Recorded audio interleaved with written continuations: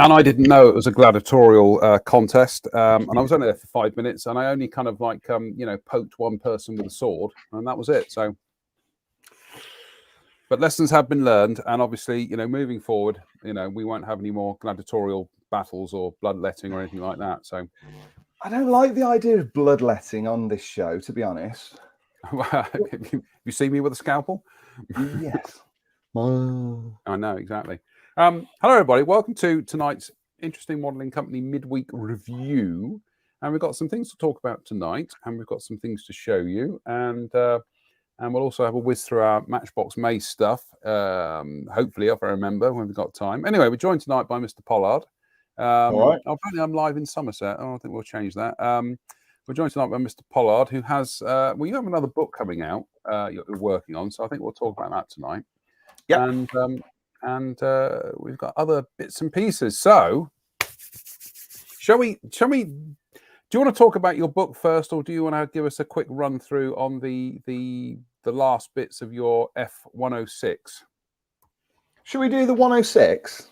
Should we have a look at that?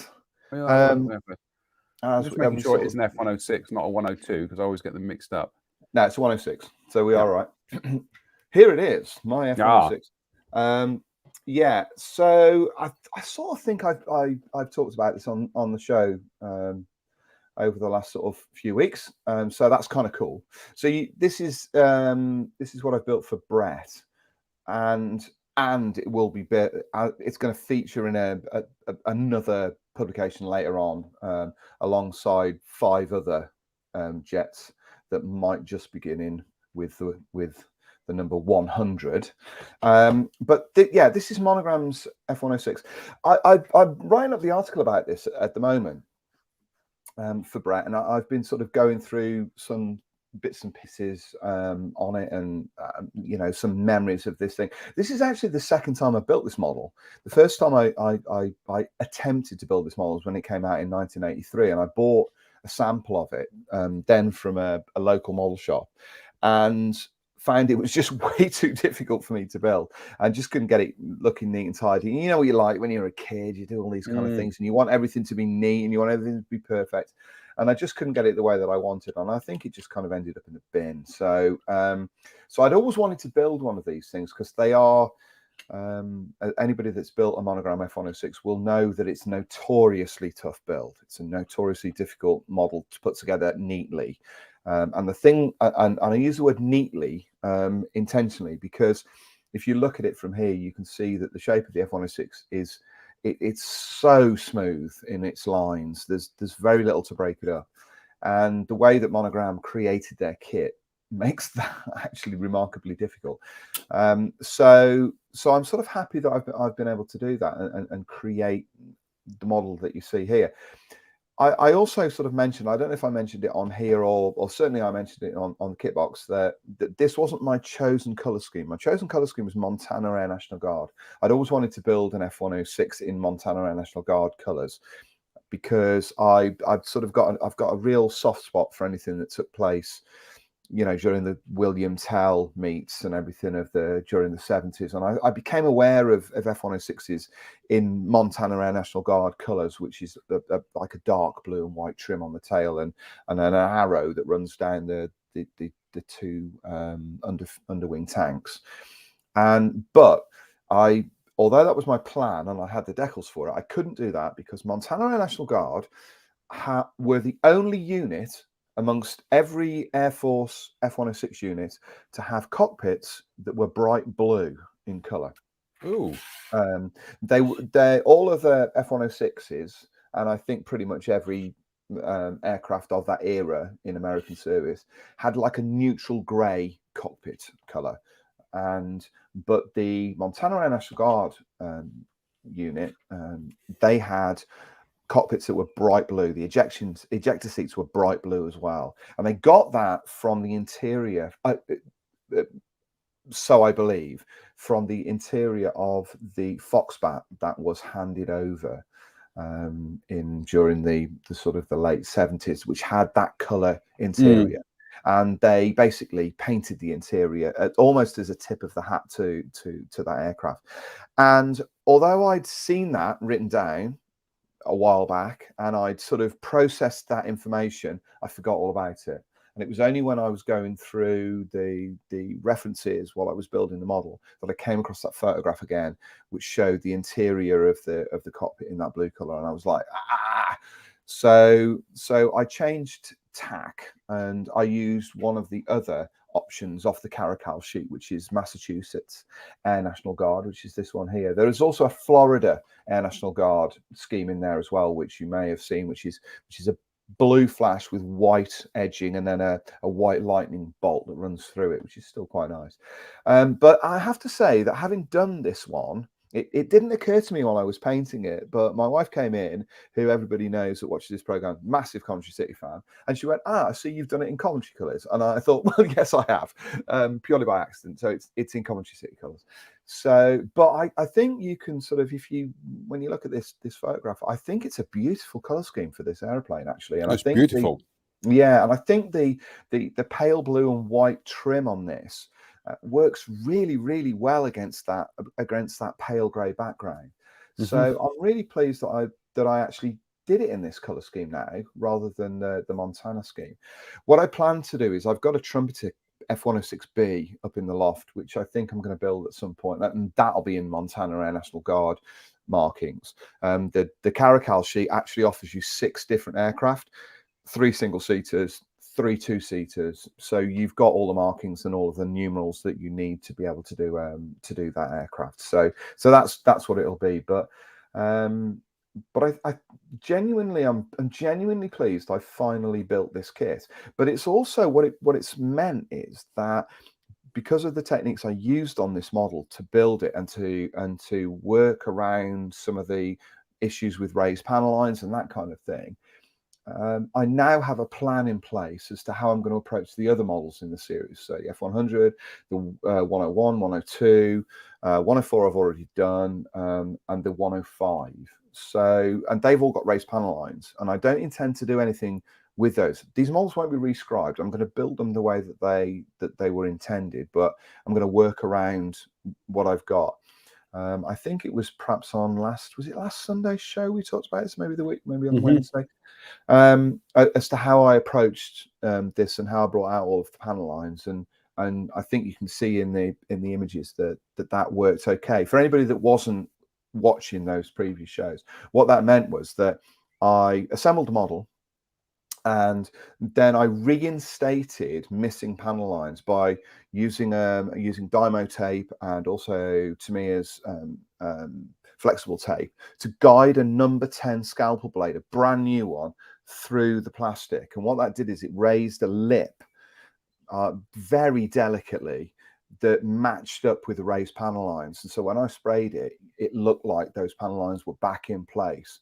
It's actually slightly tricks the eye, because what I've really done is I've created a very fine kind of tram line of a raised line, if you imagine, because I've cut into the plastic, and either side of that plastic it's pushed the plastic out slightly, so it's actually a hole with 2 lines either side of it, but it's so tiny it fools the eye into making you believe that there's only 1 line, so it kind of matches up.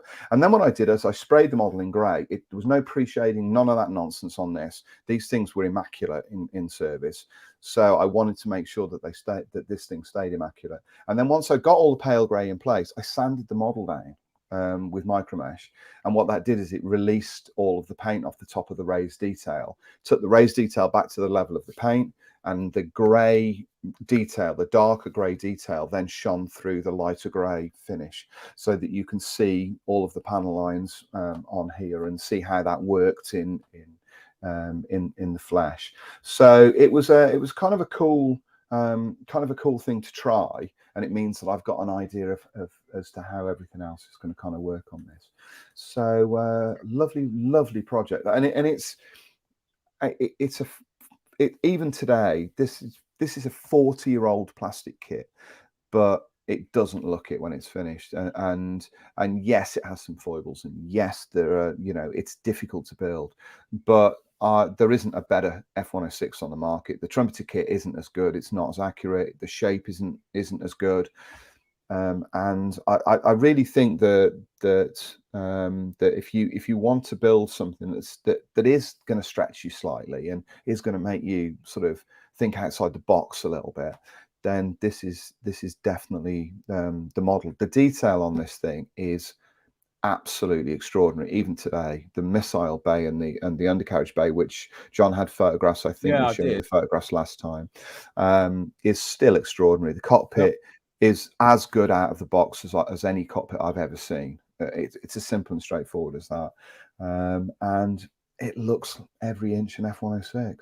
So yeah, people do seem to have liked this one, and I'm certainly very happy with it, and I'm happy that it's almost like, we all have these white whales, don't we? We all have one model that has probably defeated us at some point down the line, and then eventually you think, what, I'm going to have another go at this and see what I come up with, and this was kind of it.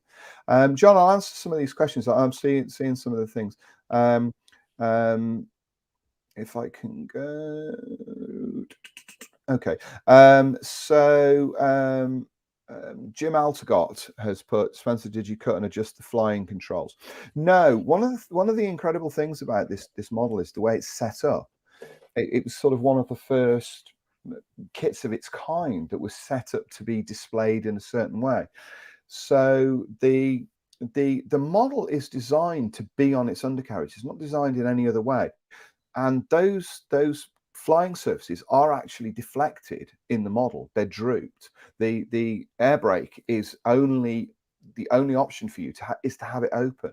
Also, underneath there's a ram air turbine that sits behind the missile bay. That is designed only to be open. Although oddly, they do give you an enclosed missile bay cover, so that one piece that replicates all of the doors shut up. Although why on earth you would want to have all of that detail covered, it is sort of a bit beyond me. The one thing I did mention last time is, though, as you can see here, all of that missile bay detail is hidden because the model's on its wheels. So if I was going to display this, I would have to try and work out a way of showing that bay off and putting it on a piece of a mirror or something that sits underneath a sort of some concrete or something along those lines. Anthony has put that scalpel take, was the blade vertical or angle? It doesn't really matter, actually. It probably was at 45 degrees to allow me to cut into it accurately. So all you're doing, if you imagine you're cutting a piece of plastic card against a straight edge, how you would cut that piece of plastic card with a scalpel blade, that's pretty much how I put the lines into the surface of the model. The other thing I did as well, although it doesn't show up in these photographs, and actually it doesn't massively show up on the model, is that I riveted this model after I painted it. I used one of Radu Brinzan's rivet R's. So it's actually across the surface of the wings. Once I'd painted and deckled it, I then riveted lines into it to bulk out the detail on the wings in exactly the same way that I did when I did natural metal finishes a couple of years ago. You might remember I did a P40 and I painted that in an unpainted finish, and I riveted the model after the model was painted in its silver finish.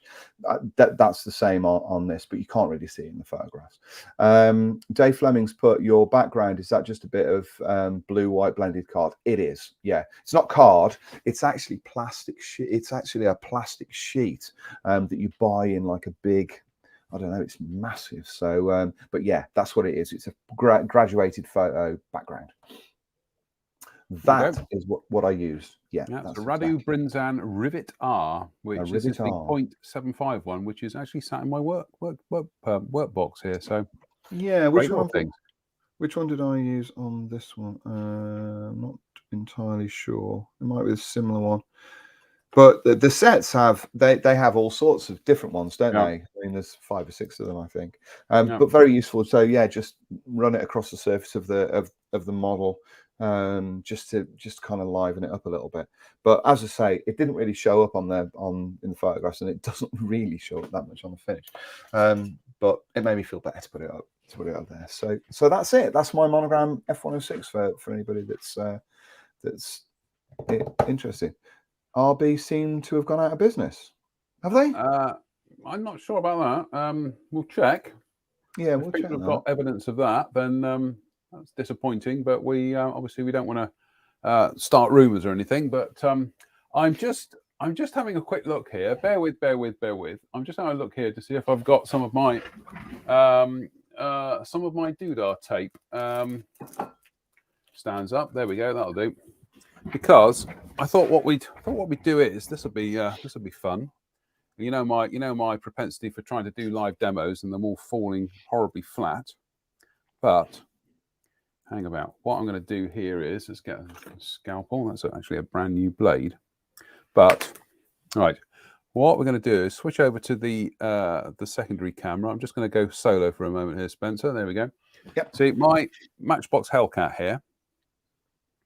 And I am going to have to reinstate. You probably can't pick them up on the camera there. You can just see the raised panel lines there, which obviously disappeared once we've done that. So this is what I'm going to do. And in fact, this is a tech. Like you, this is a technique that I was doing, when I was a teenager. Because I remember thinking, well, how am I going to get these panel lines back on a Hella kit of all things? And I remember I started scribing them, but as I was scribing them, I thought to myself, hang about, this panel line, this scribed line with a bit of a lip on it, that is absolutely perfect for what I need. So I just didn't bother smoothing it down or anything. It was like, that's it, that'll do. And I know that when we do rescribing, so I'm trying to line this up with the panel line. When we do rescribing, we tend to be quite fastidious about wanting to get rid of that raised kind of like lip to the to the engraved kind of groove. But in this instance, you want that raised lip. You want it to be there in order to maintain the illusion that the panel line is carrying on. So here we go. This has all the hallmarks of going wrong, and with me it usually does. But I'm just going to get that scalpel blade there, and then there we go. It's gone wrong already. We need a harder tape here, but very carefully, I'm just going to run it along the edge of that tape like so, and then run it out like so. And that'll do. Like I say, this is just really a demo, but now you can see. He says, put these glasses back on. You can probably just see now there is a very faint, zoom out of it. There's now a very faint line running just around there. Let's see if we can zoom in and get it. Oops. There we go. You can see that now, can't you? There we go. Yeah, very you can see line running down there. Now, if I get a bit of the modeller's friend, Scotch Brite, and just give that a bit of a polish. There you go. There you go. That is now effectively a restored panel line. A little bit wobbly there, but we won't worry about that. But yeah, that's all there is to it. You could probably do it freehand if you wanted, but you'd really want to do it with tape. And yeah, Dymo tape. I would suggest using something that is a little bit harder. I'm using flexible vinyl tape here, but you want something that's it's going to give you a something that the scalpel blade isn't going to start cutting into it. The one thing that I did when I was restoring the panel lines on this thing was as well, where you've got like a curved section like that, is that I started off very gently where the panel line was, and then increased the pressure across where it wasn't, and then went back to it being very gentle on the other side, so that you were kind of almost like blending it in with so you were creating like a kind of an art. And I also used that on straight sections as well. So I went from sort of almost the scalpel not being in the plastic and then getting harder and harder to where it needed to be. So that way I wasn't running the risk of almost cutting a parallel line where I hadn't quite lined the tape up with the detail as much as I wanted to. But and then you kind of scored it across. You could, like you say, you could do it freehand, because the scalpel, once it's in place and it's cutting, it doesn't tend to deviate from a straight line that easily. If you sort of put a scalpel in your cutting mat and try and move it around, it's quite difficult. But I always think that it's a bit of a belt and braces kind of technique to run it around tape. And I actually found that this tape was really good for guiding that. I also found it was good for guiding the Tamiya Scribe as well. I was quite impressed with it. Right, so let's get it on camera. So I've just done that. Actually, I've turned the blade over and done it with the other side of the blade. Yeah, it's a bit wibbly wobbly, but we could probably tidy that up with a little bit of literally just kind of like go in there freehand-ish and then just join it like that. So again, yeah, you can do it freehand. Unfortunately, I've got the wrong glasses on tonight, but especially if you've got small sections where it's only a couple of millimeters, there's no benefit for putting tape in there. It's where you've got it across, larger areas. But yeah, it's fairly straightforward. I mean, sorry, that's a shocking example there, but yeah, that's the idea, is that you're just running the scalpel across it, and it creates that slightly kind of raised scratch, and that's all you need. It will match the, the panel lines that you're trying to reinstate. So, so it's a fairly that's a really good description. That's exactly what it is. You're putting in a scratch. Into the plastic that matches the raised panel line, and that scratch fools the eye into making you believe that the panel line is complete. That's all you need, really. You just need something that's there to fool the eye. I mean, talking of Revue, I do have here un momento per favore. I do have one of his scribing tools, and it's in here somewhere. That's the riveter, the rivetar. Oh goodness me! I meant to empty this toolbox out the other day to just have the essentials in here, but I seem to have misplaced my my Revue scriber. Is it in there? No, never mind. Because his scribing tools. Oh, fill in, Spence. I'm just going to go looking. I'm just going to go marching through my my toolbox here to try and find my. Well, if you chuck me back on camera, John, I've got one in my hand. There we go. There we are. Yeah, that's the thing I'm looking for. As you can see, it's actually, if you haven't seen one of these, it's made up of a couple of photo etch parts. That's what makes the blade. And you assemble it to create this. I was going to try and get it out there, but I cut my finger. And you can kind of see there, the camera will focus on it. It's two pieces of photo etch. What's that one you've got there? That's a different one, but it's from the same set. From the same set. Is that for reinstating panel lines that go over surfaces? It's like a little file, go isn't over it? Curves, yeah, exactly. So in this instance, I could almost, I can almost line it up with one of these. Again, you just kind of line it up. Get me eye in here. You always just kind of line it up like that, and just get it to kind of like match where the panel line is. Yeah. And that's pretty much it. That's probably about as much as I need to do there. Probably do a bit more, but you just kind of line it up and then kind of run it across like so. It tends not to deviate too badly. But yeah, these are great tools. I mean, I've used this one so often, and it's kind of as I say, this one, it will flow around kind of curved surfaces like so. Whoops, daisy.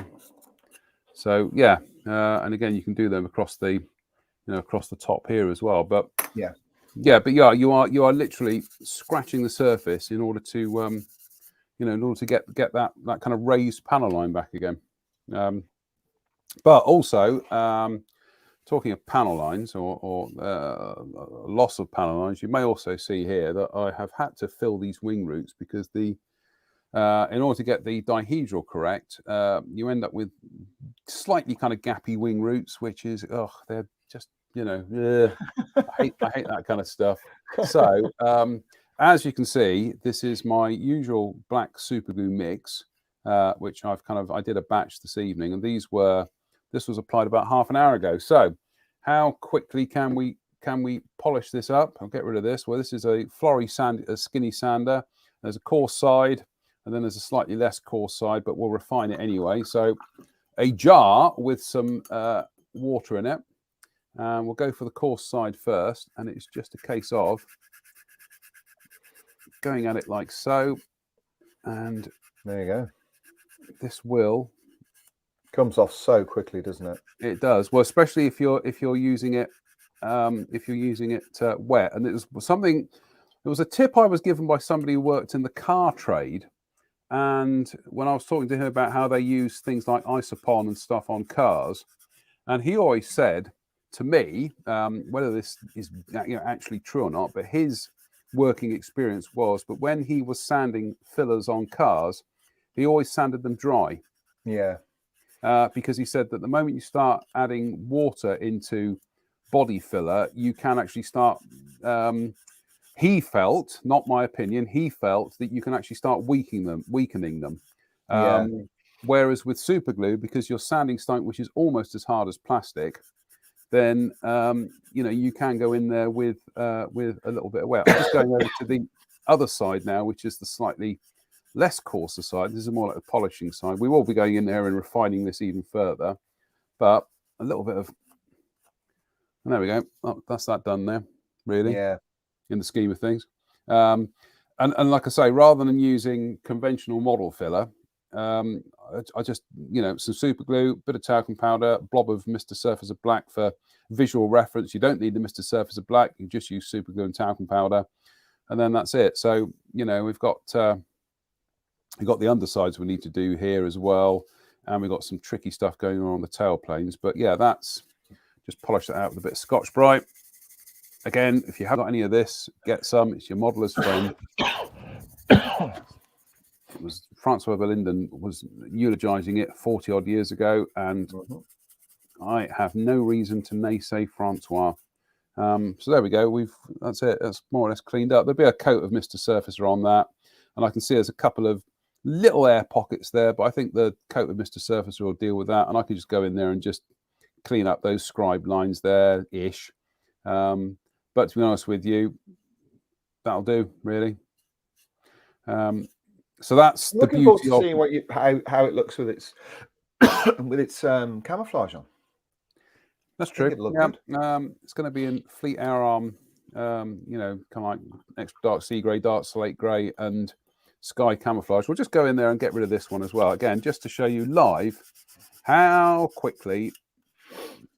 I don't want to dent the sales of model fillers because model fillers do have their uses. But I've found over the years that, rather than me using conventional model filler on something like this on wing roots and then kind of like, having to leave it overnight to set and then coming back, and then when I've done it and, it's like, well, I need to put another bit of filler in there because it's shrunk a bit, or there's, there are air pockets and things like that. It's honestly with super glue. There we go. We've seen how quickly it's taken me to get rid of that. Yeah, it's real quick. Air pocket there. But the other thing is just a kind of like a general observation on aircraft wing roots is I'm also slightly alarmed sometimes, although their models, their rules, is how many people fill wing roots on models when actually there is usually an actual panel join along there. So even if it's a I've seen people doing it on Tamiya kits and things like Tamiya Spitfires where the wing fits onto the fuselage and it is absolutely panel line tight, but they're still filling it because they think it's a join line. No. And it's like, it's not a join line, it's an actual panel line. If you look at the actual aeroplane, and in fact, the wing route on the Spitfire is less than neat and tidy. Yes, It can be quite shonky sometimes. So, yeah. But in this instance, no, we did need to fill that. So, yes, well, yeah, indeed. Yeah, I mean, you also, I mean, you get that on Messerschmitt 109s and that kind of thing, don't you? Filling and sanding the spine when there's a panel line that runs along the spine. You know, it's that kind of. I had a guy who used to work with me many years ago, and he used to build some bits and pieces, and I had to stop him doing that. I kept on saying to him, "Why are you filling these routes? Why are you filling all of this? Leave the panel line in there. It's not a, you know, there isn't a perfectly smooth joint between the tailplane and the fin. It's a separate part. Leave it alone." But yeah, it's kind of one of those, isn't it? I mean, talking about filler, I very rarely these days use model filler at all. I don't. It's not something. I've got some. I used some of this on the 106 Ammo's putties. Yeah, I got some of that. Yeah, I was just looking for mine actually. But actual putty, I don't really use that often, and I think it's because a lot of the models that I build do tend to be pretty well fitting. But I'm sort of with you. If I'm filling anything, it does tend to be with super glue and talcum powder because it's a lot easier to work. Also, it's quicker. I used some of that to fill the fin on the 106. I had to wait until the following day before I could sand it down. I was like, oh, you know, why didn't I just fill this with what I knew was going to set really quickly, and then I'd be done with it. But yeah, and I'm not too fond of model fillers. I haven't ever really found one that I like that much, and I've tried plenty of them, but overall, I don't really like them. I think I will simplify. I think I will simplify this from my end. Is that I'm like you. I've kind of think. I don't think I've ever really found one that I thought was, well, that's the one I'm sticking with. That's the one I really like. There's only one that I've used, and I never want to see it again in my lifetime at all because I don't like the color. There's a clue. I don't like the color. I don't like the smell. I don't like the consistency. I find it, and it's not his fault. This is me. It's not the product's fault. I just find it really quite repulsive, and that's green stuff. Oh, really? Don't like it. I don't mind green stuff too much. No, I don't like it. But yeah, I'm trying to think if I've got any other sort of fillers. I don't know if I have really. It's not something. And when I did that Harrier conversion a few years ago, I was using Isopon for a lot of the filling on that. And actually, for the bigger areas, I still think that the best filler for larger gaps and blending in is Superfine Milliput, the white Milliput. That's by far the best filler I've ever used. Doesn't shrink. It binds perfectly to the plastic, and you can sand it to glass. It's that, you know, it's that well mixed and bonds that well to the plastic.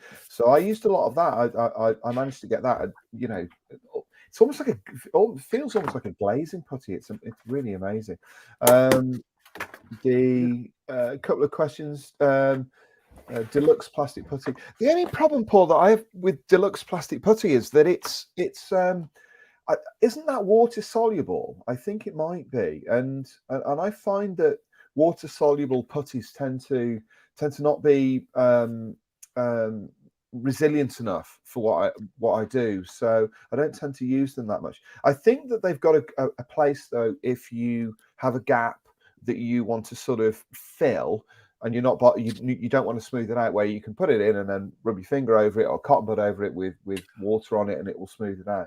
I was just going to say that's why I have some here. Although I think this one is probably the fact that I can't squeeze any out. No, it's still pliable in there. It probably just needs a good clear out in the nozzle there. But I do exactly what you've just said there. And on certain things where there is a join, but I just need to minimize it, is some of this on there, run it along there, then cotton bud in water, and then that's it. It's perfect for that, I think. Good I wouldn't want to use it on something where I was blending one shape into another and sanding it. I don't trust. I'm not being specific to that product. I don't trust those products to stay where I need them to stay. I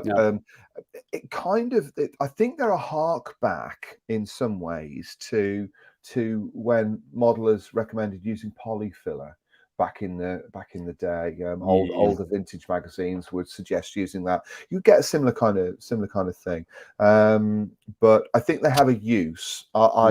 Personally, I've not found one that I'm sort of comfortable with. And when it comes to like micro gaps in seams and that kind of thing, I think I'd be happier using Mr. Surfacer and then removing the excess with a cotton bud that's got lacquer thinner on it. I think that would be something I would be happier to do rather than use that type of putty. I got to say this. Well, the Tamiya putty basic types. You can see here we've got a fine collection of fillers here, and putties, what you want to call them. Essentially, this, and this, I do use quite a bit. Yeah. But what I use these for is texturing. Okay. Yeah. Is put them on there, and then I've usually got like an extra thing of Tamiya cement here, and I just use that to just texture armor. It's going to be armor and whatever, but for doing textured surfaces on you know, kind of like cast steel or rolled steel surfaces, or even kind of creating kind of like mud textures to some degree. But I do like these ones. I find they work well. You could probably use these to make the Zimmerit. My Plasto, I don't think I've even opened this one. No, I haven't even opened that. I used to like this. Plasto. Yeah, I used to like this quite a bit in the 80s, and I used it, I think, because it was new. Oh no, I think we have opened this one. Yeah, we have. I think I have used this in the past, and it's, you know, I liked it for a very long time. This was my go-to filler. Nothing wrong with Humbrol filler. I find that does a job, and it does a job very well. Milliput, exactly. You know, as you say, it's peerless. I've got the yellow grey here, but that's peerless.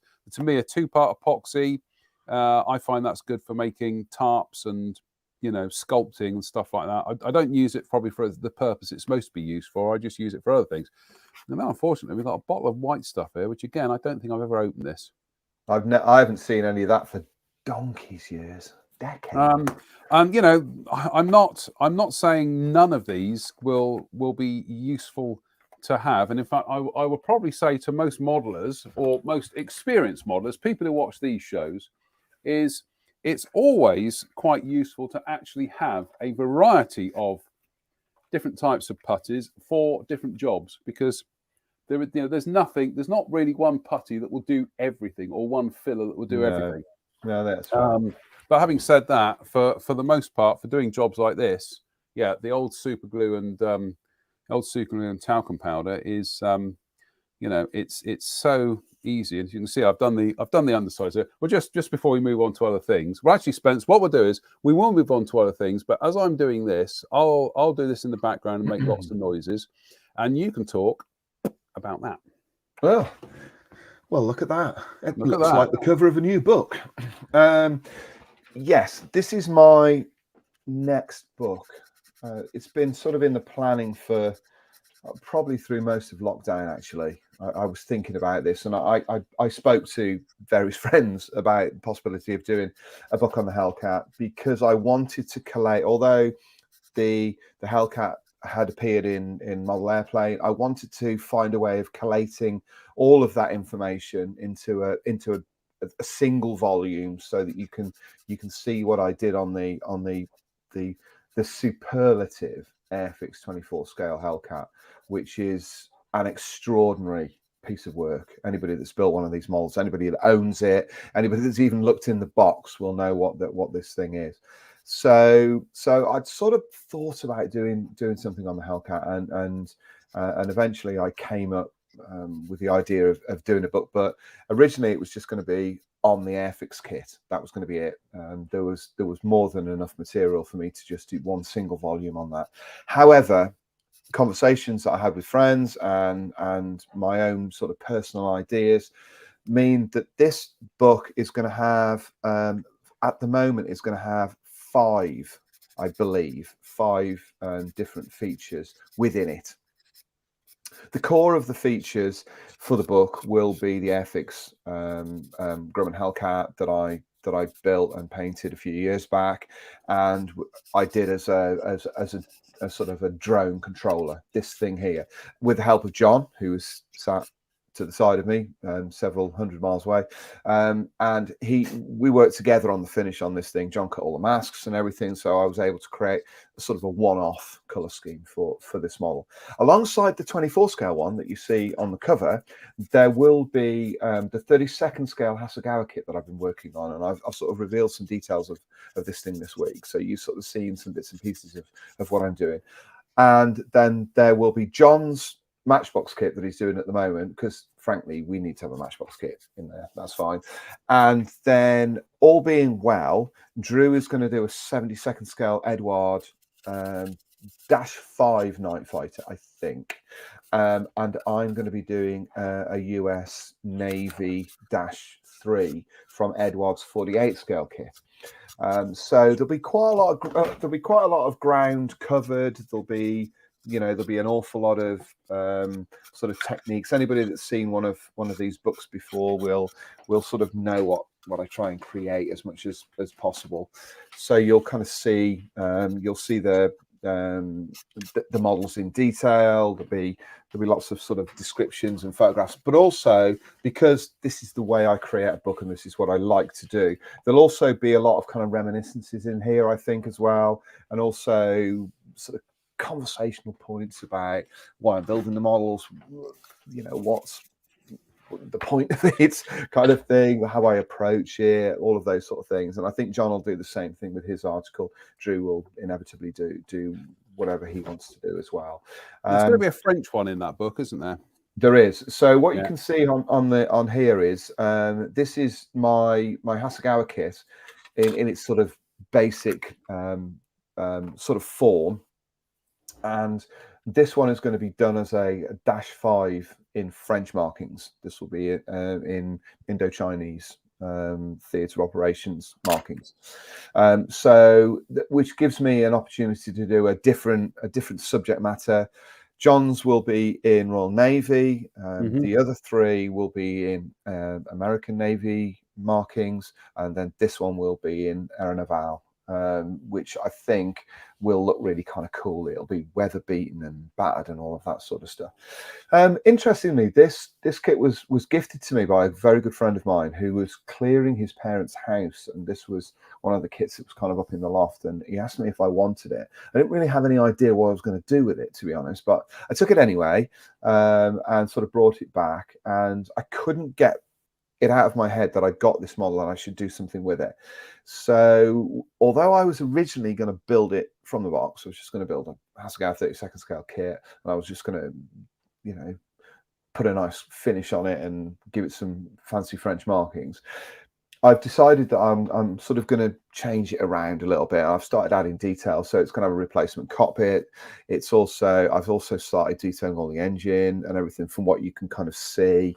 The cowling has been all corrected and changed. So I'm trying to create something that is as detailed as I can, given the short time scale that all of these things are all only ever built in. But also to try and sort of show what you can do with a kit of this vintage. As far as I'm aware, this kit is 51 years old. It was released, I believe, and I'm open to being corrected, but I believe it was released in 1971. And so it's been around a while, but it's still remarkably accurate and remarkably well done for a model of that vintage. So this is sort of, I guess it's a throwback to that kind of legacy collection that I so love. But I'm just trying to sort of see whether or not I can create something from a vintage kit of this age. But yeah, 51 years of age. 72, apparently.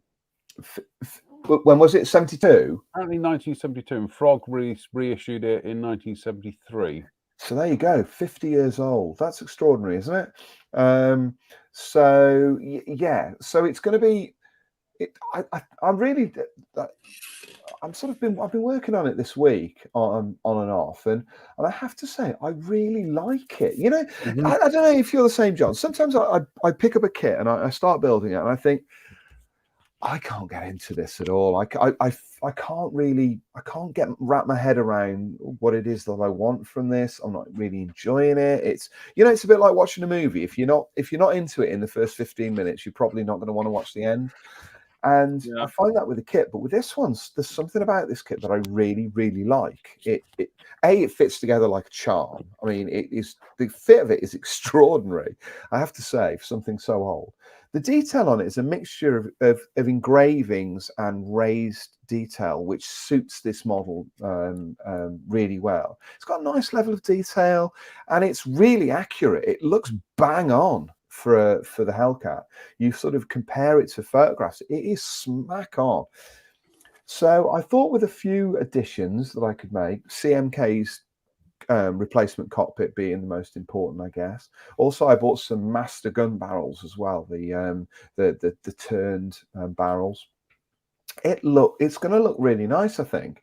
So I'm hoping, and I'm excited for people to see what this model looks like. Also, with this book, although the Airfix kit is the core of it, all of the other models the other 4, they're all brand new builds. John's is brand new. He's showing you that. This one's brand new. The Edward 48 scale kit would be brand new. So what you're going to get is you're going to get a book full of models that haven't been seen anywhere else. We'll show them on here, and you'll sort of see them finished, but you won't. They haven't been reproduced anywhere else. It's essentially filled with new stuff that I hope that you can enjoy. So plan is to get this book done, dusted, and it should be ready and out there by midsummer. Is the plan. So that'll be sort of summer holidays, end of July, I would hope, and get it out there. I'm just going to say this is Chris Ellis's, one of Chris Ellis's book, How to Make Model Aircraft by Chris Ellis. And in fact, there's a couple of pictures in here of the 32nd scale Hasegawa Hellcat. There's that one there, which I got to say, when was this published? 1970. 74. And that is a remarkably kind of like modern looking build of the you've got, that's a slightly different one, but it's almost like it's a different one. Is it a different book, this one? Different book, yeah. But it's I think you've got a copy of this, but that's a remarkably modern looking build of the Hellcat for 1974. It's whoever built that, it's Jerry Scutts, good lord. And it's like he's picked out all the panel lines and everything, and it looks fabulous. That looks contemporary compared to a lot of other kits of the time. If we just quickly go through this, I'm just gonna, because I showed this the other day. I think I showed this to you and Drew. But it's worth having another look there, because look, there's zooms out. Oh, I'll get these zooms right one day. That is the 32nd scale Hasegawa kit again. And again, for a 50-year-old kit, that looks remarkably modern. Doesn't it?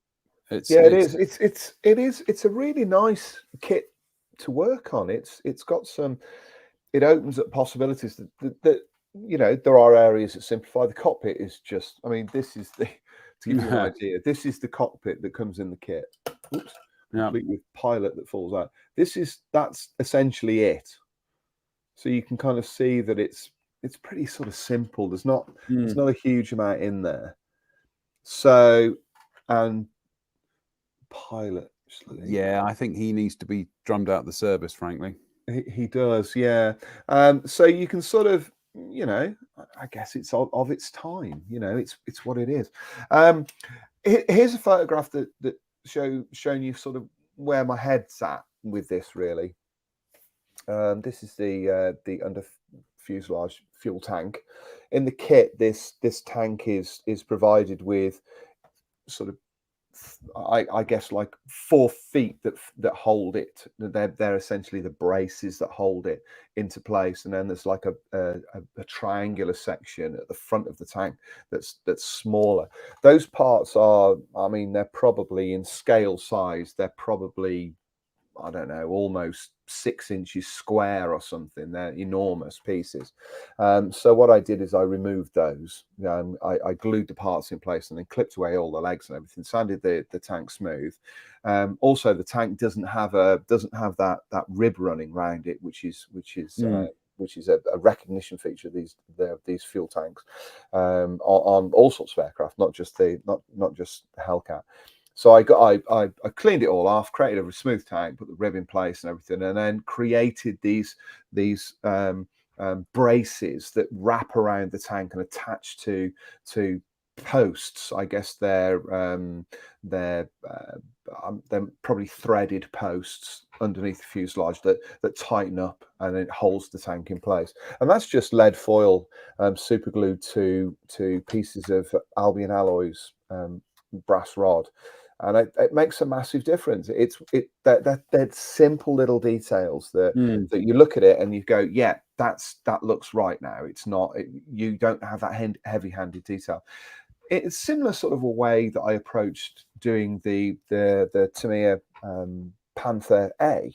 It's about refining what's there to trick the eye into believing that the model is maybe more modern or more complex or more accurate than it is. This model is really accurate. I'm convinced of it, but it's not detailed, really, not that well detailed. So all I'm doing is I'm embellishing all of those kind of things. So yeah, underfueled tank, under fuselage tank is the sort of the one area. I worked on this last night while I was sort of busy doing other things. I've also worked on the engine for this, and I've and the cowling. This was something I thought about last night, and I wasn't really sure how I was going to go about doing that. You can see inside the cowling here, and you can see that it's covered in swarf, for want of a much better description.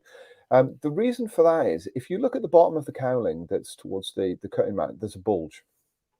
That bulge is actually the intake that creates the smile, the distinctive mouth of a Hellcat's intake. Rather cowling. It's like a smiley face underneath the cowling, and in the kit it's solid. And I thought, I wonder if I can get rid of that, and I can open up that piece so that it looks like it's an open section. And the way I did that was I simply scraped over the top of the part, kept on scraping it with a number 10 scalpel blade, a curved scalpel blade, until the openings revealed themselves, and you can see that that's starting to happen there. Kept on putting it up to the light so I could see through it. Kept on scraping it. In the same way as you would if you were building a vac form kit, you'd put a black pencil line around the part or pen line around the part and keep sanding it until that pen line disappeared. That's what happened with this. I kept on scraping it until it disappeared and just revealed the opening. It's probably not that visible on the reel when the model will be finished, but it adds another layer of finesse to parts that are not that are quite hefty in reality. You'll also on that photograph as well, the sort of cowling flaps are in place on that, but those have now been replaced. I picked them up the part up this morning and I hated it. I didn't really like the way they looked. I just thought they were really ugly. They were kind of they didn't fit properly, and they just looked sort of bulky and everything. So on the new model, on the new version of the cowling, they were removed, and I sanded all the openings and everything, and I've scratch built all of those cowling flaps from thin plastic card, which kind of makes a difference.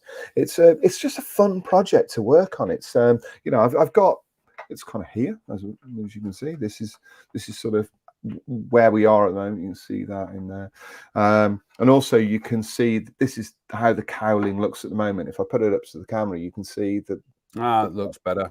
It's open. Yeah, like you can see that sort of smiley face. Also, it looks like you've got kind of like a really weird smiley face there. Yeah, and the other thing as well, I mean, it's sort of I keep looking at this cowling, and it reminds me of that pickup truck from Cars. You know, the one, the one with the buck teeth. It sort of reminds me of that. But you can sort of see how I've sort of changed it. If I put it up to the camera, it's all been rescribed as well.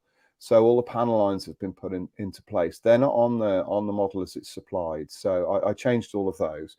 Inside, it looks kind of quite agricultural. You can those aren't details in there that are to show anything in particular. They're not like the hinges or anything like that. All they're in there for is to allow me to glue these doors into place without having any adhesive running along the edges between the new parts and the cowling, so that they look like they're individual pieces. So actually those pieces there, they're glued to those. They're not glued to the cowling, and it just means it up. Yeah, it adds an air of verisimilitude rather than actually being technically and physically correct, doesn't it? Yeah. And once it's in place on the fuselage, unless you really look down it, and I'll paint it a dark color anyway, you won't see any of that detail, and certainly not once the engine's in place.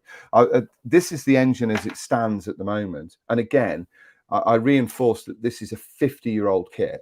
This is how the engine is. So you can kind of see the way that it looks. There's also a part that goes into the back of this. So that is remarkably complex, because if I think of some of the 32nd scale Revell kits I've got from around that era, they literally just molded like solid rows of cylinders to a bulkhead, and that'll be it. It's like this thing here, this engine here, if I can put it up. If you, I'm obviously working on all of the sort of ignition wires and all of that kind of thing on it. So it's only what can be seen through the open cowling. But when you take this off, there are 1, 2, 3, 4. There's 5 parts to that. Each of those cylinders is an individual piece. So there are 18 of those. If my maths is right. And then what I've done on top of that, you can see, if I put it by the camera there, push rods. Those push rods, those are new parts. They're individual pieces that I've added to again improve the way that the engine looks. But it's remarkable that this kit was released. Hasegawa must have thought, you know what we're going to do? We're going to create a Hellcat, and it's going to be like nothing anybody's seen. I think that David Hansen referred to Hasegawa as swinging for the whatever the line is, swinging for the hedge or whatever, with this. And I think that's absolutely right. It's kind of an extraordinary achievement for something that's so old, and that's what makes this model fun to work on, because you're creating something that at the end of it probably will look okay. It's gonna be worth the effort. Whereas some of these vintage models, you built them and you think, yeah, I've built that and painted it, and yeah, it still looks like it's 50 years old. Matchbox kit. Yeah, absolutely. Paul Milligan says, "Are you super detailing the cockpit on the Hasegawa kit?" No, I'm using this. Well, I'm not super detailing myself. So you are upgrading it. Let's put it that way. Yeah. Yeah, I'm going to use this. Oh. I have to say that I have a bit of a love-hate relationship with CMK, but I'm hoping that this works okay, and that as long as it fits, that's all that matters. I wrote about this in a book that I actually produced for work on Tamiya aircraft kits, where I'd bought some CMK details for the Tamiya 72nd scale Mosquito. They didn't fit at all. It was like they were sized for a completely different model, which was really depressing. So I'm hoping that these fit. One of the things that this does include, which I think I probably will use, is it includes, if you can see in there, a vac form canopy. So this is a really complete set of details, because it includes a full resin interior, all of the cockpit. It includes vac form canopies for this model, plus it includes as well, you can see there's like what's that called, it's the film that goes behind and then you've got the photo etch as well. My brain just froze then. I was like, what on earth is that film of stuff called? It's called a film. Film of instruments called. Yeah, so you can see, I haven't opened it yet because I haven't photographed it, so I'll wait till I photograph it. But having looked at it through the the packaging. The detail looks really nice, so I'm hoping it works okay. There are seat straps in here, which you can see on there, but I'm planning to use Edward seat straps, either the coloured ones or I don't know if life's not short enough as it is to use some of Edward's fabric straps. I think that might look kind of neat and tidy in this. So yeah, it's kind of quite an involved package, to be honest, but certainly something that I'm enjoying. So hopefully it'll work out. Decals, you saw in the photograph I put down there, but these are the decals that I'm using. I think I've sort of mentioned these before. So these are burner decals. You can see them in there, which look remarkably like model art, don't you think? Yeah, I think I asked Jean-Pierre about this at one stage, and I think because I was slightly concerned, but Yeah. he said no. He said everything's fine. So it's like everything's fine. So that's good. Maybe they were just inspired by one, inspired the other. I don't know. That's the point. I haven't not been to Cosford for 3 years now. I do miss not seeing Jean-Pierre. I haven't been to a big model show in 3 years. So yeah, model art decals, they're fantastic. Yeah, model art decals are fantastic. They're just second to model decal in terms of, beautiful stuff. Just gonna do a quick whiz round some Matchbox May stuff here. So bear with, and we're going to go to this first of all, and this is Paul Dunham, and Paul is building the Matchbox Boeing. It's the P12, isn't it? It is. Yeah, I always get them mixed up. So building the Matchbox Boeing P12, which I've got one. I've never built it, but I've got one up in the collection, and it's a beautiful model. It really is. It's a real mystery why Revell have not reissued this, because it's, fantastic little model. And it's one of those rare Matchbox kits where it was molded in colors that you could pretty much get away with not painting it. Obviously, Paul's painted his, but it's, beautiful. And Paul's done an absolutely cracking job on that. That's gorgeous, isn't it?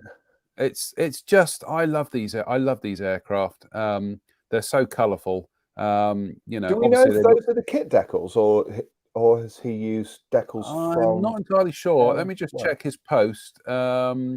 He is just saying, bear with, skits around. Mum was going to say to me, don't you say bear with. He's got some decals on the P12. No, he's got some decals on the P12, but I'm not sure if they are the kit ones or not. Paul will put us right on that anyway, but that's looking great. That's looking grand. And also we have Andy King has been, hang about, share screen, stop screen, right, okay. Andy King has been building his Matchbox 110, and he's built an entire interior for that, and that looks absolutely, that interior looks absolutely fabulous. But yeah, he's dropped the flaps, the leading edge flaps in it as well. He's gone in there with a bit of putty on the wing roots, but that's looking great. That's, this is what we want. People building models, But yeah, that interior. Andy's posts actually on this, and he has put an extraordinary amount of work into that cockpit. Yeah, it's exactly. really impressive. Yeah, it's given that I'm building this little Hellcat straight from the box, and I'm not bothering with the cockpit on it because, frankly, you can't see anything through the through the bottle glass canopy. Andy's putting a lot of effort on this, and that's absolutely fabulous, Andy. It really is. And then we also have, and this is good. This is Jerry Doyle, not the actor from Babylon 5. I will hasten to add, the late Jerry Doyle, just in case people are getting confused and think, we've got a spirit medium here, bringing people in. We're not. Share screen. Come on, man. Let's get this right. Jerry Doyle has been building the Matchbox Jag Panther, which is, I built this kit twice as a kid, and I loved it every time. Yeah, I built it once as well, and I loved it too. It's great, isn't it? I'm just actually going to go to the actual page, Jerry's page. I do wish they'd make this easier to do on this program, because it's you should be able to do this much more easier than the way that the streaming service let you do it. Hang on, Facebook, come on. There we go. Get there in the end. Yeah, there we go. Rather kindly, Jerry says, thank you, Jonathan. You are the bringer of nostalgia. Well, bringer of nausea, probably. But that's very kind of you, Jerry. But yeah, Jerry's, if you can see Jerry's his Yag Panther here. Do you know what, Spence? Every time I've been down to Bovey in the last couple of years and I looked at their Yag Panther there, I've thought I've got to build one in 35th. It's a bucket list build. I've got to do one in 35th scale. They've got a really nice one at Duxford as well. We had Harris and I had a good old look at it when we were down there, and it's a fabulous looking machine. I have to say, it is a great looking machine. I know. We had we had kind of like qualms on Sunday about talking about a particular kit release and the moral implications of it. But then I follow it up on a Wednesday describing a lethal kind of like Nazi war machine as being beautiful looking. It's like we are nothing if not hypocritical and somewhat confused in our moral kind of compasses here. But yeah, I think Tony Greenland described the tiger as having a malevolent beauty. And I agree with that. Probably the best description that you could use, really. Yeah, a brutish charm, which but yeah, it's honestly, folks, your Matchbox May contributions, and we will feature more on Sunday. Your Matchbox May contributions have been absolutely stellar.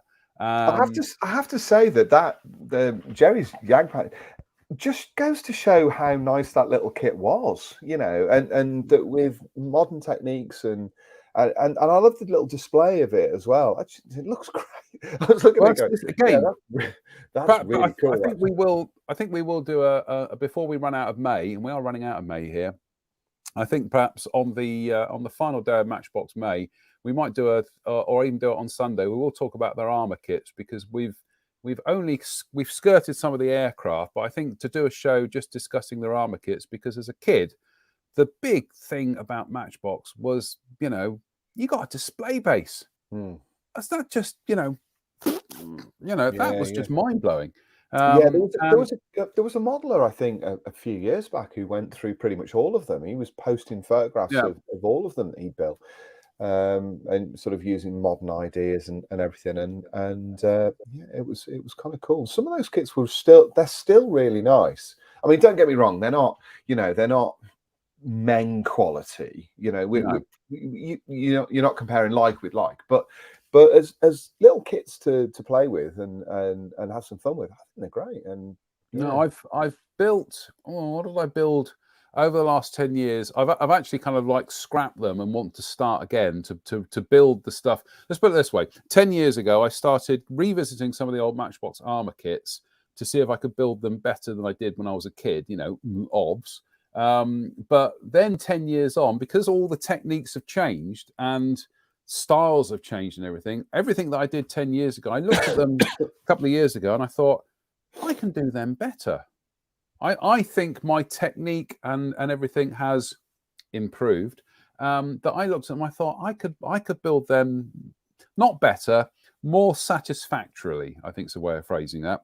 And so I thought, right, well, okay, I found somebody who wanted some built-up Matchbox kits, so I mailed them off to them. And I thought, no, right, we're going to start again. We're going to build them again.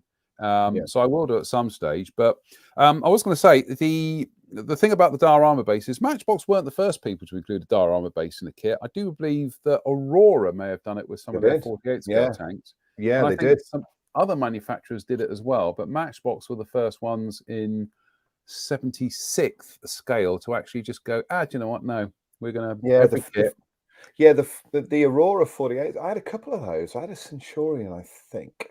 I may have had a Patton as well. I'm not quite sure, but I certainly had the Centurion. But their display bases were vac formed, weren't they?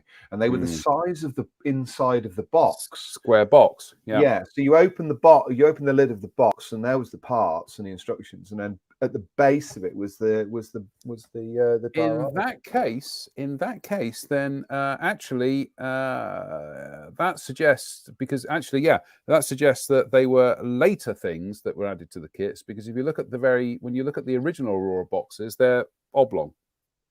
So Yeah, I think I only ever had mine were only ever square. Yeah, the They square were ones. square And boxes. I think that's when they brought the vac form diorama bases in. So I think Matchbox probably were one of the first kit companies to actually include the diorama bases with their tanks by default.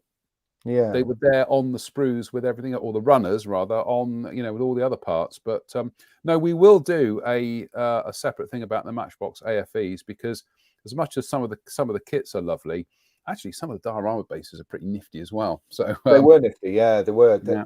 The one that comes with the Sherman Firefly, the bridge, I think that's really cool. I'm just looking at it here on the display case here. So I think the Panther might have had a palm tree or something with it, mightn't it? Didn't have a palm it had a palm tree and a palm tree and other bits and pieces, which was quite imaginative, given that the Panther didn't really kind of surf in the desert, really, did it? Well, didn't at all. It never went anywhere near it. Funny that Airfix and Matchbox both did the same thing. They decided that kind of extraordinary. Yeah, the Panther never went to North Africa ever. Neither did the elephant, despite what Roy Cross's Fieseler Storch artwork will have you believe. Yes, the other thing as well, unless he thought that was like a very dusty Italy that didn't have any trees. The other thing about Matchbox's armor kits as well, which I think is worth bearing in mind, is the figures that came with them were extraordinary. They were absolutely beautiful, really well sculpted, superbly detailed. They were really nicely molded. They were anatomically correct as well. They were really nice. So that's certainly something that's worth with a Wesp. Yeah, the Wesp. Yeah, that didn't go either, did it? I don't think it. So yeah, it is kind of worth having a look at all of those. Sort of see, what's happening. So we will definitely do the we will definitely be doing the before Matchbox May ends, we will definitely be doing a talk on the Matchbox armor, because like I say, I think that deserves a separate show in itself. Talking of which, so there we go, folks, you've got until next Wednesday. You have 1 week left to get your Matchbox May projects finished. Having said that, if you don't manage to get them finished on time, don't worry, because just finish them when you finish them. We like to have them as a month-long thing, just to kind of not galvanize, but just to kind of encourage people to get a wiggle on. But if you can't meet the deadline, don't worry. You're not gonna get drummed out of the League of Modelers. It's just a bit of fun. This is what we this is all just a bit of fun. Talking a bit of fun, next month, in less than a month's time, we will be doing our Midsummer Nights Marathon on Sunday, June the 19th, starting at 19:30 hours, but this one's going to run. So we're not limiting it to 60 minutes or an hour and a half. This one's going to run and run and run. So, dip in and say hello, or dip out if you get bored of it. And it's we're going to be joined by Mike Reeves of Phase Hanger. We're also going to be see if we can get some other people roped in on the evening as well. But no, we're looking forward to this. This is going to be a blast. This is going to be a real kind of like the nearest you can get to like a good big old chat, an extended chat with no kind of deadline, although midnight probably is the deadline. So it's going to be no deadline, but it is going to be midnight. So so we're going to have that's going to be a marathon in every sense of the phrase. Any other business, Spence? No, something that's just kind of occurred to me, which I sort of may put out there and see what happens. The models that I've got currently on display at Cosford have all got to come back to me sometime in August, because they're closing the model display down there. At the moment, I am considering, because I have nowhere to put these things at all, I'm considering selling off the entire collection, the whole lot. And in fact, I'm considering selling most of my collection at the moment, and basically because there's certain things that I like and I want to keep and all of that sort of stuff. And I feel that a lot of the stuff that I've got is in boxes. I don't look at it. I don't sort of see it or anything like that. So at the moment, I'm sort of trying to work out how I'm going to do that really, and what I'm going to do. It isn't going to go through eBay. So before anybody suggests that, absolutely no chance of that happening. It's too much of a faff. Don't really want to do any of that sort of stuff.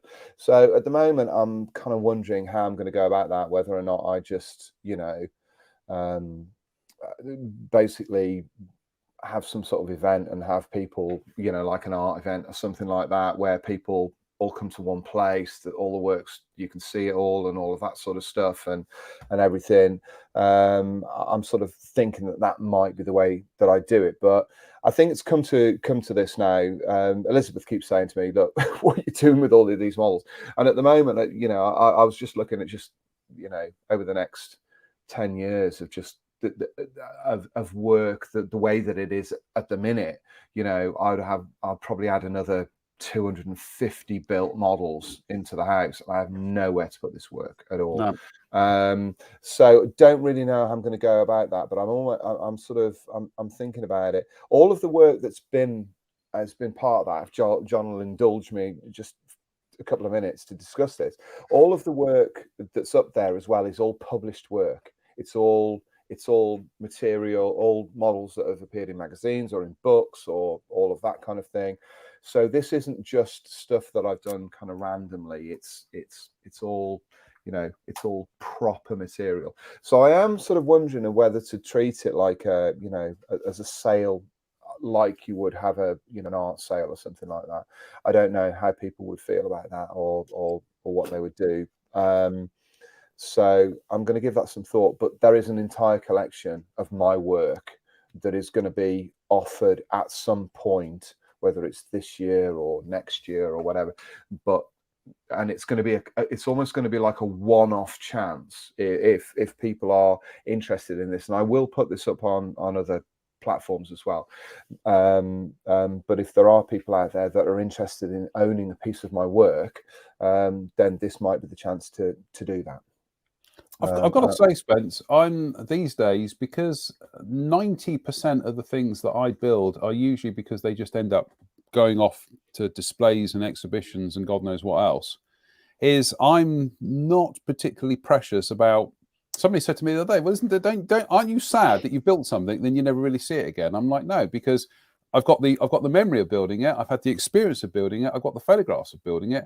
That's it. That's all I need. There are a small handful of models here that I've built that I definitely would like to keep and probably have buried with me. Yeah. But as far as everything else goes, it's just like once it's, especially if they're commercial things, is once they're built and they're gone, or they're built and that's it. I have no.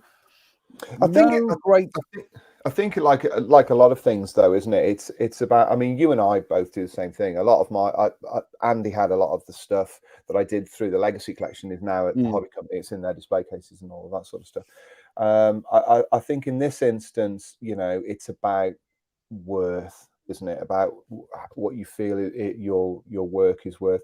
And as as happy as I am to to give stuff away, which I have done in the past, I sort of feel as this is sort of my job and my living, that I don't really want to do that in this case. But I do wonder whether or not there are people out there that would be interested enough to want to buy some of this work, especially when it's been seen in print. So that's kind of where I am with all of this. It all sounds very grandiose. It all sounds, different from what you would expect from sort of within our industry, but I am looking at that at the moment. I'm looking at offering that collection, and there's quite a lot of stuff.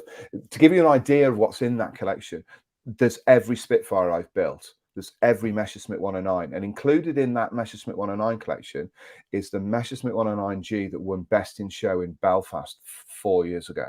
So this is not stuff that's just, it's just the random material.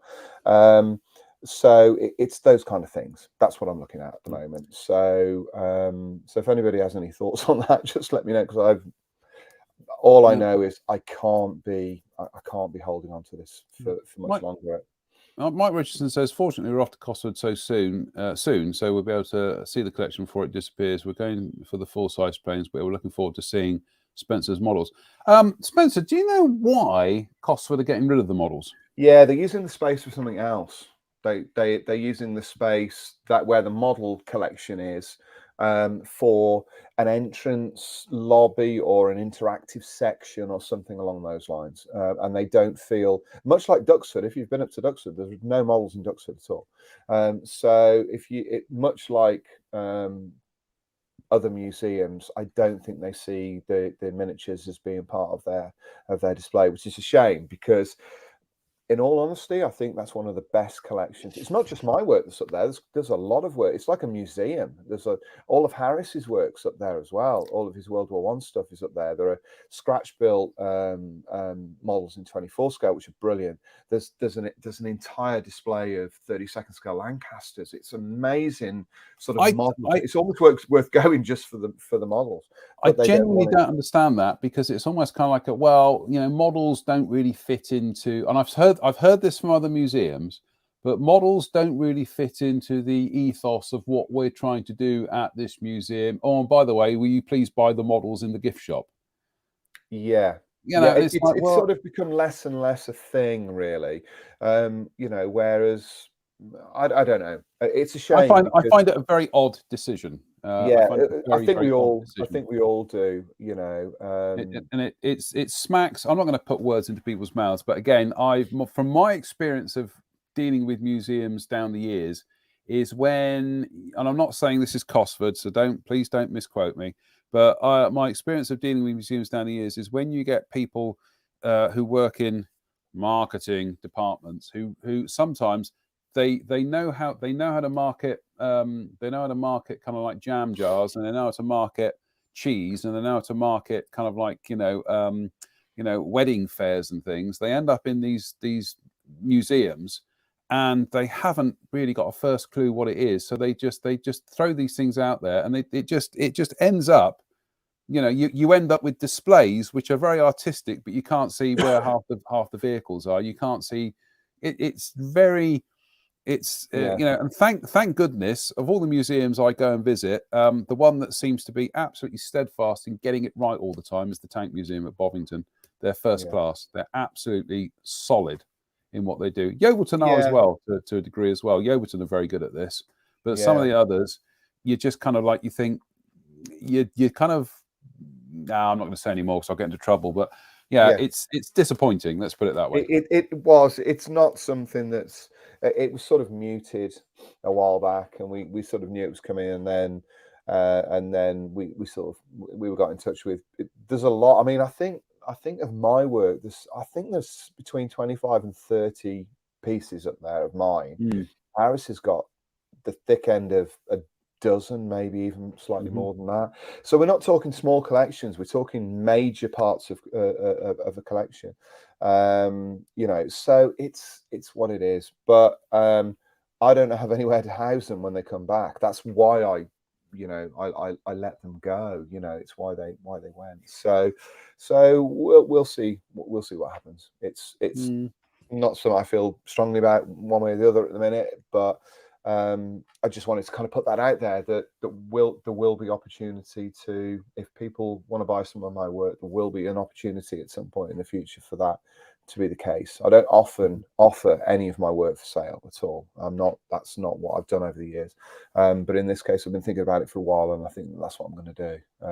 And then I can sort of start from a clean slate. I'd rather modelers own something that I built than me just leave it in boxes and nobody ever sees it. It's as simple as that. It's a shame, but hey ho. Well, we live in hope that it will get resolved in a positive fashion. And I do look forward to visiting having said that, I do look forward to visiting Costa because I've not been up there in 3 years. Do you know if there are any plans for the model show next year, Spence, or is it yes, as far as as far as I know, they are Right. looking into it. Excellent.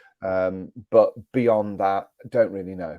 This year they didn't want to do it because there was other issues that were going on, I think, with the club and stuff like that, and they were trying to sort of work that out. But from what I can gather, there are some plans for Cosford to be in there. The other thing, John, while we're sort of on this subject, if you, I did speak to Liz about this during lockdown about having a smaller gathering, if Cosford wasn't going to take place. I'm not talking about a model show. I was talking something more of a sort of getting modellers together to sort of a village hall. That's exactly what I was thinking. Where Liz's mom lives, there's a really lovely village hall actually, and I thought, that would be kind of cool. You could get a bunch of people together. They could all sort of sit around chatting, bring models. There's hotels that they could stay in if they wanted to do that, Do some demos, and do that, and so it becomes like a forum more than anything else, not a competition or anything. No. You maybe could get a couple of traders in and everything. I remember this happened with it sort of brought me in mind of the Bolton show before it became the fabulous show that it is now. It was a much smaller event that took place in like a little village hall, and you'd sort of travel there, and it took place almost like an afternoon, rather than a daytime. So that's a possibility as well of doing something like that. It's definitely not a model show, but a kind of a sort of a symposium. That's a good word. That's a really good word. I was going to say party, but no, gathering. Yes, so, work gathering, obviously. Work gathering. Maybe that could be something that could be done as well. Who knows? We could sort of see. Work gathering with booze and party streamers and that kind of thing. Anyway, on that note, we will just say thanks to Spencer for joining us tonight. We overran a bit, but never mind. We tend to these days. I was just going to say we will. I don't know who's back on Sunday. I'm sure we'll rope somebody in. Drew should be back Sunday, shouldn't he? Drew should be back Sunday. Yeah, and like I say, we'll try and get you all three of you on for when we'll talk about Matchbox Armor. Even if we don't do Matchbox Armor in May, we will talk about Matchbox Armor, and we'll get the three of you on that. So or the two of you on that. So a big thank you to everybody tonight who's tuned in for the comments and everything. Sorry I haven't been able to go through all of you, but as always, a big thank you, and certainly a big thank you to everybody who is joining in with the Matchbox May stuff, because we are going to be doing like a Vision On style gallery at the end of the month to show your work and everything. It's as I say, the reason why we did it was just, I think sometimes people feel that they're not feeling very motivated, or they feel kind of isolated. I think people are still feeling isolated, or they're looking for a little bit of direction. And if we just go, right, this is what we're doing this month, pitch in if you want to, or join in whatever level you want to do it. It's great. We've had so many people who've mucked in and they're building stuff, and some people who haven't built something in ages, and it just gives them that little bit of a bit of a lift. And that's all we're looking for, is just to get people involved and get people build models. Ultimately, that's why we set this up, wasn't it? Yeah. Just basically to inspire people as much as possible to have a crack at something, and and maybe sort of interact and allow people to sort of come in and show their work and do all of those kind of things, and it's sort of built up nicely. As Martin Kovac always says at the end of Night Shift, he says, build models, don't just collect them, build them. And I think we wholeheartedly agree with Martin on that. Especially 50-year-old Hellcats. Well, you and I, this is where you and I differ from his Mantonness, because I know Drew, it's his workbench, it's his rules. Drew likes to build modern, shiny new stuff, which is fair enough. You and I, we do like to look back in the past and go, I wonder what you can do with that. Yeah, I think that I have to say, I think that might be a psychological failing, that you and I are both so adamantly living in the past. I don't quite know what that says about us, to be honest. We've got one foot in the past, and the other foot's in the past as well. So Indeed. Anyway, on that note, as always, to everybody who's tuned in, big thank you to Spencer for tonight. Everybody who's tuned in, thank you very much. We'll be back on Sunday. So get cracking on with your Matchbox May stuff, like me. So until then, stay safe, stay out of trouble, and we'll see you then.